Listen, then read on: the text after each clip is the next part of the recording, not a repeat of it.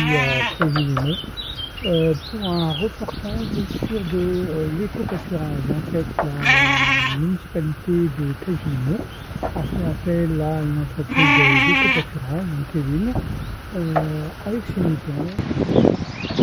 Alors en fait là c'est l'abri quand il pleut ou qu'il fait... C'est pas pour l'hiver, C'est pour l'été? C'est pour le soleil alors?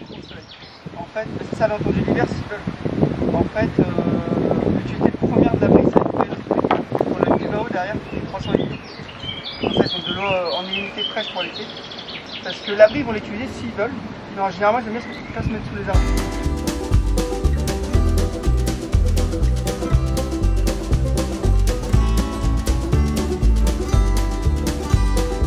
C'est une race particulière que tu utilises pour tes moutons? C'est des moutons de Ouessant, donc les moutons nains classiques pour l'éco-pâturage. Et après, j'utilise aussi du Cameroun, du mouton nain africain, qu'on a par exemple pas loin d'ici, au château. D'accord, ok. Et alors j'ai vu que tu avais une brebis là, blanche, qui dénote par rapport aux autres. C'est ça, donc en fait on l'a récupérée à la SPA il n'y a pas longtemps. Ah. Donc on n'a pas pu la tondre cet hiver parce que c'était trop tôt pour la tondre, c'est pour ça qu'elle est un peu effarouchée on va dire. Mais d'ici juin on la tondra avec les autres puis on reprendra une belle posture. Et là, elle s'entend bien avec les autres parce que c'est pas une Ouessant celle-là. Si, c'est une Ouessant. Ah, c'est une Ouessant mais blanche. J'ai des Ouessants blancs, il y en a, j'estime qu'il y a à peu près 20% du troupeau. Donc on peut avoir marron principal, blanc et gris des fois. Oli, va là-bas. Et alors, cette année, donc tu as eu, comme tu as plein de béliers, ça veut dire avec tes brebis, ça veut dire que tu as eu plein de petits agneaux. On a eu des naissances sur tous les sites où on met en reproduction. Donc ici, on a eu 7 agneaux au total. Oui, au total, j'ai eu à peu près 200 naissances. Tu gères d'autres sites également, et au total, tu as un cheptel de combien de brebis? Là, on doit être à peu près, moutons. On doit être à peu près sur 400 moutons. Notre axe principal d'activité, c'est l'éco-pâturage. Complément, on fait l'apiculture. Donc en fait, quand on installe généralement des sites d'éco-pâturage, on met les ruches avec, ça se complète très bien. Et à côté de ça, on a quelques activités comme des produits à base de miel. Ship Cleaner, c'est une entreprise avec, donc toi notamment, mais vous t'es pas tout seul. Alors pour l'instant, je suis tout seul. Quand je dis on, c'est moi et mon chien. Mon chien travaille avec moi tous les jours.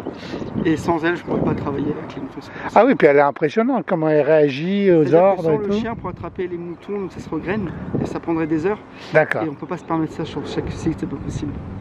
Là par exemple dans une journée classique, je peux aller voir 5-6 sites différents qui sont dans la même zone et avec mon chien Oli, en 10 minutes elle attrape les moutons. Alors elle s'appelle Oli. Oli, c'est ça. Et c'est toi qui l'as dressée alors hein? C'est ça, donc je l'ai eu très jeune et à force de s'entraîner sur site ou de la dresser, en fait elle est devenue une experte en guidage de moutons. Salut toi. Salut toi. Oli. Salut Oli. Et moi tu me réponds pas moi. Hein? Ça n'a rien à voir, c'est quand on est concentré sur les moutons.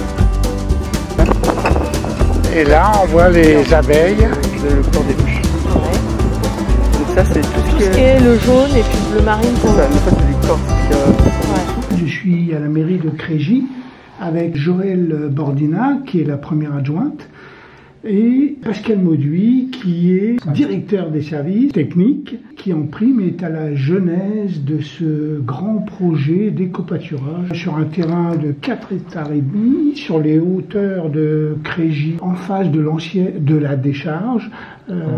Du CET, oui. Du CET, du centre d'enfouissement technique. Voilà. Et également à côté d'un centre de loisirs jeunes, je crois. Qui appartient à moi. Qui appartient à la ville de Meaux. Pourquoi déjà avoir mis des moutons? Déjà 4 hectares à entretenir, mécaniquement, humainement, vallonné, très difficile d'entretien. On avait pensé à l'ESAT pour pouvoir faire travailler des personnes handicapées, comme ça se fait un peu partout. Malheureusement, trop dangereux. Donc après, nous sommes dit, bon, peut-être mécaniquement avec des machines autoportées à télécommande, coût incroyable. Donc on s'est tourné sur de l'éco-pâturage. L'éco-pâturage a démarré en 2019. En 2019, on a contacté une société qui s'appelait Éco-Mouton, qui travaillait pour Lidl déjà, et qui travaillait aussi pour, de mémoire, la prison. Et donc ça s'est fait comme ça naturellement. Et le berger à l'époque, donc Kevin, travaillait chez Éco-Mouton. Et donc s'est mis à son compte. Donc du coup, on est reparti chez lui pour l'entretien du site. Et alors, sur ce site, donc qu'on a visité avec Kevin, donc le berger, il y a en fait 4 hectares et demi, je crois, dans lesquels il y a des zones fermées aux moutons, il y a à peu près 1,5 hectare, m'a-t-il dit, dans lesquels il y a des plantations. Et les plantations, les plantations, c'était extrêmement difficile à avoir des plantations. Donc là, on est sur 5500 arbres avec différentes espèces, bien structurés au niveau des zones, pour justement qu'on puisse les voir pousser un jour, quoi. Donc, parce que vous savez que les moutons, ça mange beaucoup de choses, ça se frotte aussi sur les arbres, donc c'est pour ça qu'on a fait des zones bien spécifiques, avec des essences, différentes essences, hein. On a à peu près une dizaine d'essences sur le site. Quand on a visité le terrain avec Kevin, donc on a vu qu'il y avait ces zones réservées dans lesquelles il y avait eu ces plantations, donc imposées avec des essences imposées, mais très variées, plus Kevin qui a installé dans une de ces zones réservées ces ruches, et en fait expliqué que le système d'éco-pâturage avec les plantations qui avaient été faites permettait, et le fait que cette zone ne soit pas ouverte au public, permettait de développer, ou en tout cas de maintenir la biodiversité. Tout à fait. Oui. Et ça nous a permis de goûter du miel en fin d'année. D'accord. Il faut savoir aussi que ça nous... bien sûr, tout ça, ça a un coût, hein, c'est normal. Et le coût, il est de 11 500 à l'année. 11 500 € à l'année. Voilà. Alors, quand vous dites le coût, c'est essentiellement le coût du berger, c'est ça? Ben oui. En fait, oui, c'est des... c'est-à-dire, on va dire, c'est entre guillemets la location de ces moutons. La location de ces moutons. Ouais. D'accord, ok. C'est une location, on peut dire ça comme ça. C'est lui qui s'occupe de maintenir il gère, hein, c'est lui qui gère toute la zone complète. En fait, c'est lui le berger. Il gère les clôtures, il gère l'abri, il gère les moutons qui s'échappent. La sécurité pour les moutons. Tout ce qui on est à peu près sur 11 000 abeilles. D'accord. On est sur 11 000 abeilles avec donc il met des pièges à frelons aussi.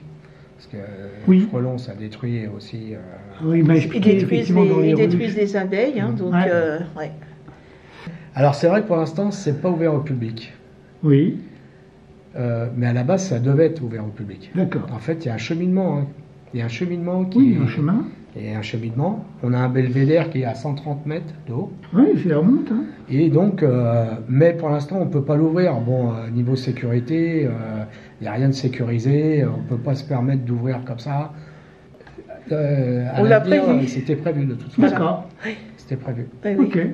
Ça peut intéresser les écoles, les enfants. C'est quand même... c'était un beau projet qui a abouti et on en est fiers.